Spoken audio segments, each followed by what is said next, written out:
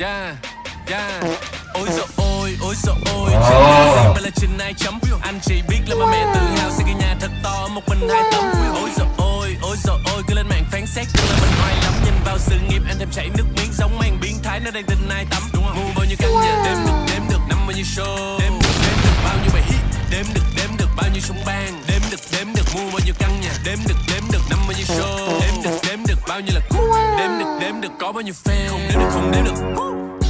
Lần đầu tiên mà nhạc anh được hit, tụi nó nói là giờ anh may mắn, rồi anh hit thêm lần thứ 2.